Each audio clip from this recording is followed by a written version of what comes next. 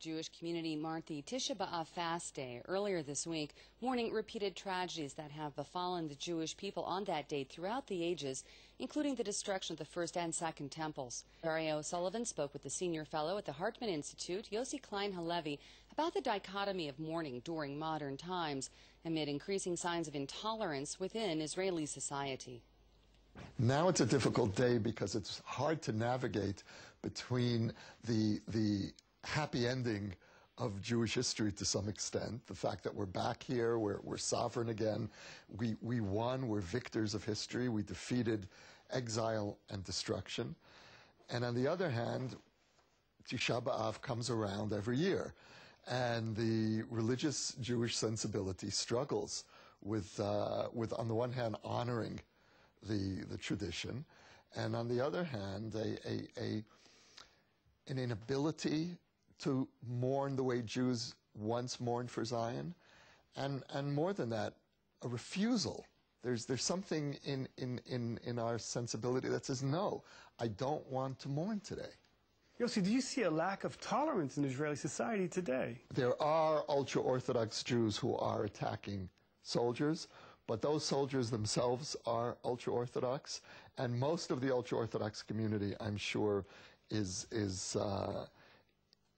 not in favor of that kind of violence. It is a minority. My argument with the mainstream ultra-Orthodox community is, why don't you express that publicly? Why don't we hear from you? I don't accuse you of supporting violence, but I need to hear a public repudiation, and that isn't happening. There's an inherent sense of disappointment in our fellow Jews. Yeah, absolutely. And the disappointment is inevitable because we all have very strongly held views about the challenges that we're facing, and we reach opposite conclusions. But between that disappointment and then frustration and then anger and then contempt, and the final station is hatred, that's the trajectory we have to learn to stop at the disappointment. In Tel Aviv, people are saying they don't have any relation to this day. They want to go out and have a good time and go to a restaurant. In Jerusalem, at the Kotel, people are saying they should even rebuild a third temple. Now, is this a hard sell? The question then is what is it that we can mourn together on Tisha B'av? The Jewish people today can no longer mourn together the destruction of the temple. That's the reality of Jewish life. But I do believe that we can come together as a people in terms of self-reflection, and we should have one day a year when we contemplate together, what does this crazy history mean? What is this Jewish story? We were here, 2,000 years of exile. We kept faith with this land. We came back after experiencing our version of an apocalypse. The whole story is so improbable that we need one day a year when we sit together and try to figure out what happened to us.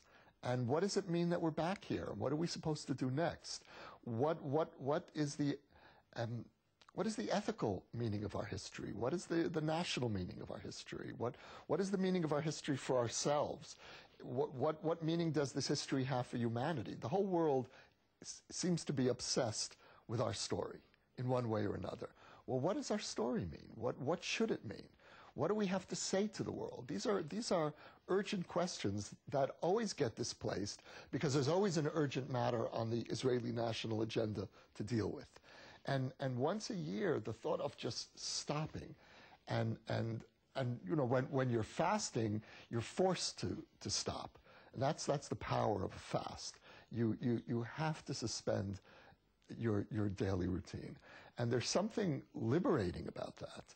And the opportunity for Tisha B'av in our generation is that it offers us a chance for introspection.